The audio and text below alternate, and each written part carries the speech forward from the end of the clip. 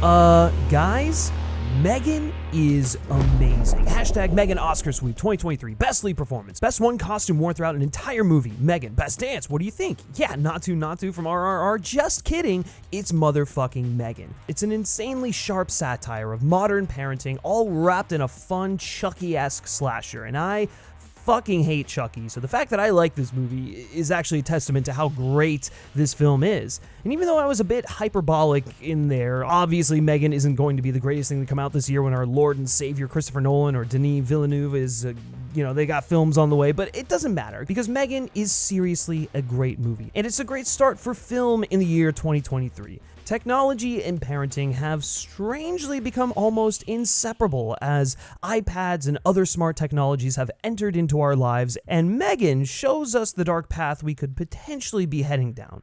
The movie follows Katie being brought into care of her aunt Gemma after a tragic accident kills her parents. From here, we watch a very confused combination of people try to just live with each other, but become a very specific parent-child dynamic that you can't really just be thrown into. It's something you have to be ready for, something that often doesn't just turn on at the drop of a hat.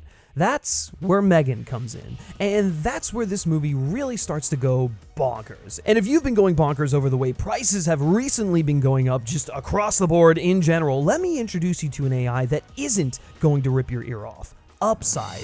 I don't know if you guys have been able to pick up on this, but here at FilmSpeak, we kind of love movies. I know, what a shocker. However, with the prices of tickets and steelbooks, it gets a bit expensive, and that's not even mentioning the gas you have to get in your car every time you go out to the theater. That's why I want to tell you about my new favorite way to save, Upside. Upside is an incredible app for anyone who buys gas, groceries, or dines out. So, anyone that is alive and not a killer android. But even if you are a killer android, there's a use for you with Upside. With Upside, I get cash back on every purchase that I can use to fund my love for movies. It's basically cash back for just doing you. Upside offsets inflated prices by giving you cash back on purchases. I use Upside whenever I'm getting gas because gas prices are just insane, especially if you live in LA. The app is super easy to use. You just enter the card you used to make the purchase, claim the offer, and within 2 to 4 days, you can get your cash back. With all the money I saved, I can buy even more tickets to see the future Best Picture nominee, M3GAN. In comparison to credit card rewards or loyalty programs, you can earn 3 times more cash back with Upside. You can cash out anytime to your bank account, PayPal, or an e-gift card for Amazon and other brands. Plus, they know that your information is a vital part of their trusted relationship with you, and they don't abuse it. Upside users are using hundreds of dollars every year. That's probably why they have a 4.8 star rating on the App Store. So to get started, download the free Upside app and use my promo code FilmSpeak to get an extra 25 cents back for every gallon on your first tank of gas. Again, that's code FilmSpeak, or click the link in the description, upside.app.link/FilmSpeak, to get an extra 25 cents back for every gallon on your first tank of gas. And thank you so much to Upside for sponsoring this video. M3GAN, or the Model 3 generative android, is the creation of Gemma, a computer-aged Frankenstein's monster created as the next evolution in toy technology. You see, Gemma works at, for all intents and purposes, fake Hasbro, developing the Furby of the future, the Perpetual Pets, a toy that is marketed as replacing the family dog, much like Mogwai in the first Gremlins is pitched as, only this one has the uncanny ability to make this exact sound. Which is incredibly endearing, of course. So, it's just a thing designed to be fun, right? That sounds entertaining. In all seriousness, though, the digital abyss created by toys like this is very real. Kids are constantly sucked into a world dominated by Cocomelon, and that's what companies design the toys to do, a full distraction. The competition comes in because eventually other companies can create the exact same thing for half the price, which in the context of the film is also kind of a funny meta comment on M3GAN being derivative of Chucky, but also the entire toy market being blatant ripoffs of each other, and the key is to make yours cheaper because they know parents will always go with the cheapest option to make their child happy. So they have to innovate. They have to be on the cutting edge of technology. They have to create M3GAN. If everyone is competing, doing the same thing, you want to be the company that creates the thing that other companies are going to copy. And could you imagine other companies making worse versions of an already faulty AI toy? Yeesh, gives you chills just thinking about it. If you're constantly pushing to be on top, to chart uncharted territory in the toy market, at what point does it become too far? Like, Gemma is making fucking androids and experimenting with artificial intelligence. Why is she working for a toy manufacturer? Just seems like something that shouldn't be happening. There reaches a point where just because you can do something doesn't mean you should do something. And automating parenting is definitely taking the next big toy way too far. Obviously, the film knows this and is constantly making fun of that fact, but at its core, that's what M3GAN the toy is. Gemma doesn't know this, of course, but she's created something that is replacing her in Katie's method of coping. This stems from how Gemma lives in a very cold, modern, AI-centric home. It's not necessarily the best environment to raise a child in, and that coldness can easily trickle down into Katie. It also sort of informs where Gemma is as a person when we find her. She's single, a workaholic, pushing the boundaries of AI. It's definitely a very isolated lifestyle, and it's the worst thing for Katie, someone who just lost her parents and is deprived of warmth to walk into. Katie needs that shoulder to cry on, toys that will allow her to cope in a healthy way, a maternal figure to help guide her and help her through her grief. But Gemma isn't prepared for this situation either. She's unsure of how to be a parent and so just pushes various forms of tech onto her because that's just the only thing she can think of doing.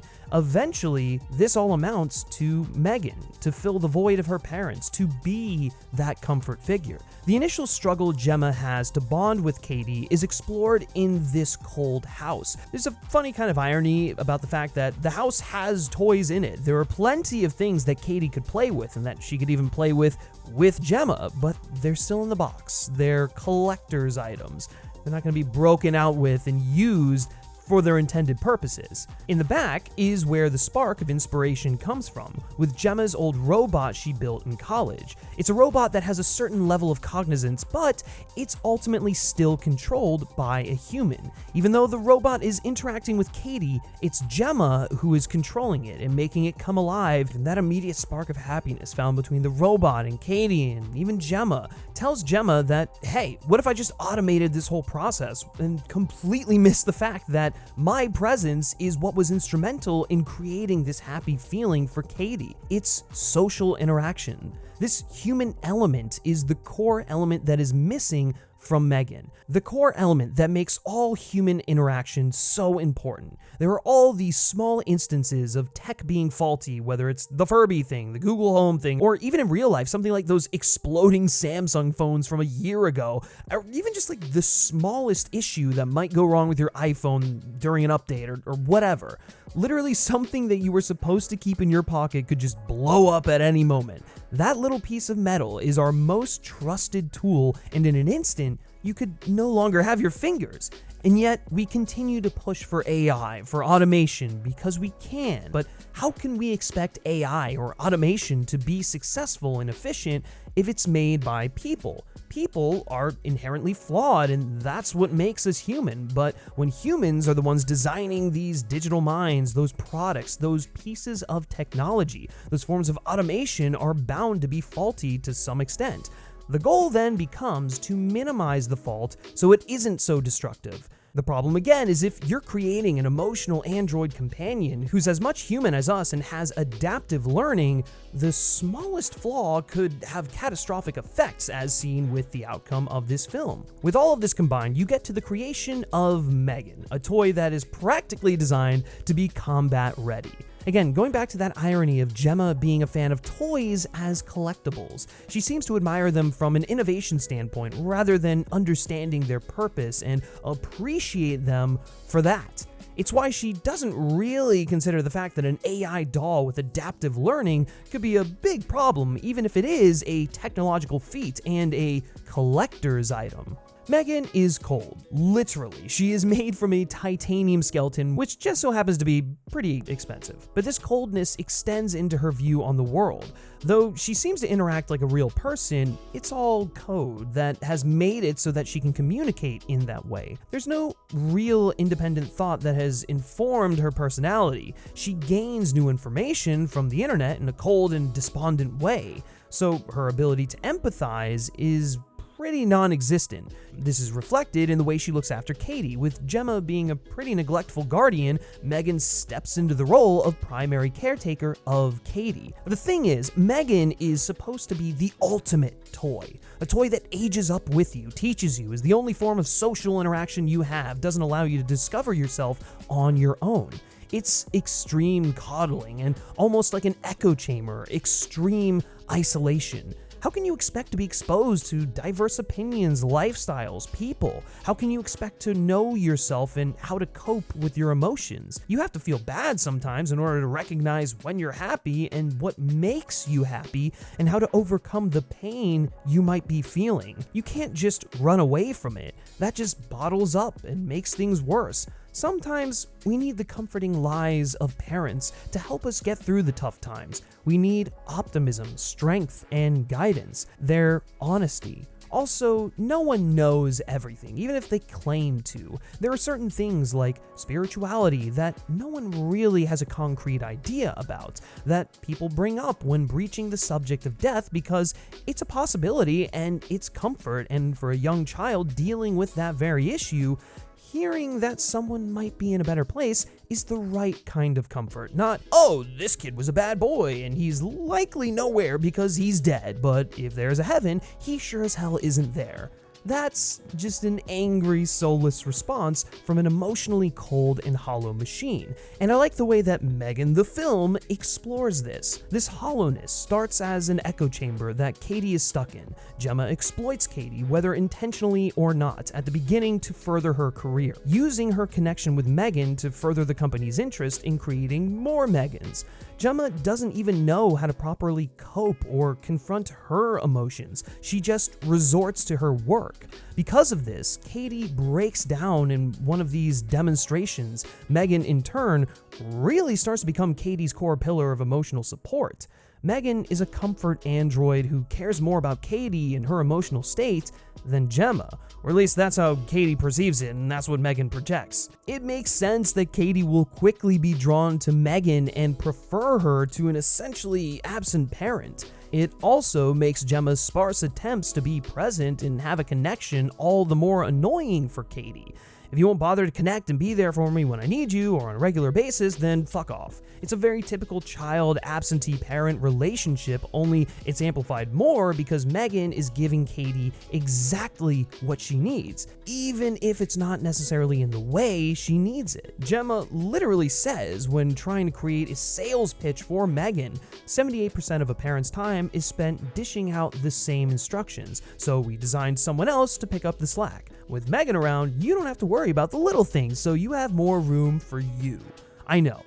It's a hilarious marketing ploy, very effective in the film, and it's perfect for satire, but this could only come from someone who's never been a parent and has no interest in being one, and Gemma's creation is encouraging people who probably shouldn't procreate to do just that because, hey, M3GAN's got your back. It's sad, and the ramifications are astronomical. Not only in this film, where it's taken in a heightened sense, but, in our world, where kids are learning without social interactions and aren't fully developing their emotions properly. Gemma's team's task was to develop a tool to make a parent's life easier, not outright replace them, and there's a very distinct difference.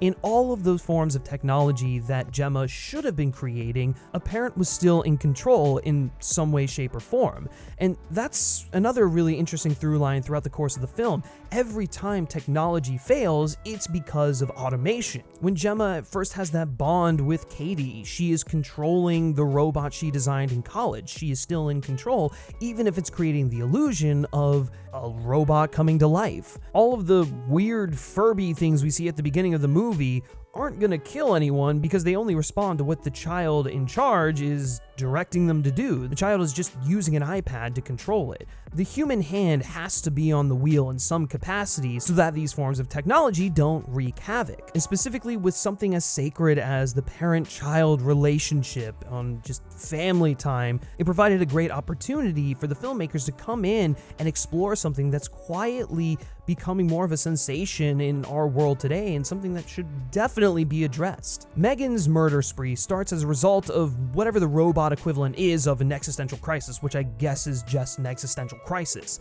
She is trying to understand how to help Katie cope with death, the death of her parents, but in order to do that, she has to understand what death is, what it means to die. Can she die? It's a very blunt, cold, direct way of exploring the topic, and that's where the turn in her personality starts to kind of shift. Information has been conveyed to her in a very bleak and empathetic-less way. She starts lashing out like an angsty teen who detests her parents or feels the need to rebel against them for making them the way they are, which is definitely the case. I mean, again, just go back to Gemma's cold house. She's a pretty cold person when we meet her at the beginning of this film. And Gemma can't see it because, in a way, Megan is her child as well. She's blinded to her faults until it's literally staring her in the face or pulling her hair or slapping her, something like that.